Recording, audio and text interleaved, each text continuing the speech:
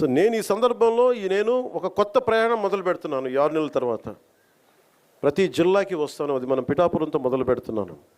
ప్రతి గ్రామం, మన ఉప్పాడ దగ్గర నుంచి మత్స్యకార గ్రామాలు కావచ్చు, ప్రతి గ్రామం నేను వెళ్ళి కనుక్కొని, ఎందుకంటే నేను పని చేయడానికి వచ్చాను మీకోసం. ఎంతసేపు కూర్చొని శ్రీశ్రీ కవితలు చదివి, బాలగంగాధర్ కవితలు చదివి అవి ఉటంకించడానికి నేను ఒక స్టేజ్ మీద నేను కవిని కాదు, నేను పనిచేసేవాడిని. విప్లవకారుడు రాజకీయ నాయకుడు అయితే ఎలా ఉంటుంది, ఇలాగే ఉంటుంది. విప్లవకారుడు తుపాకీ పట్టుకోకుండా ఓటు నమ్మితే ఎలా ఉంటుంది, ఇలాగే ఉంటుంది.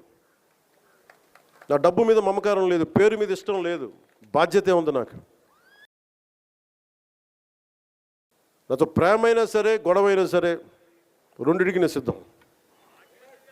అందుకని దయచేసి నేను డబ్బుకు ఆశపడో పేరుకు ఆశపడో, నాకు భగవంతుడు కావాల్సినంత పేరు ఇచ్చాడు, అవసరమైనంత డబ్బు ఇచ్చాడు. నేను కోరుకుందల్లా మా నాన్న కష్టం చూశాను. నిజాయితీగా ఉంటే ఒక వ్యక్తి ఎలా నలిగిపోతాడో నేను చూశాను. పడలేక అవినీతితోటి సెలవులు పెట్టేవాడు మా నాన్న, ఆయన కష్టం చూశాను. మొత్తం అవినీతిమయం అయిపోయింది కాదంటలా.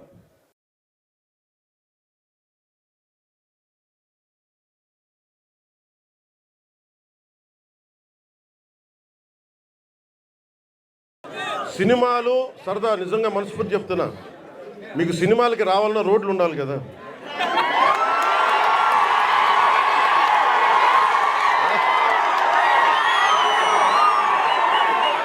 అలాగే మీరు ఉపాధి అవకాశాలు కావాలన్నా డబ్బులు ఉండాలి.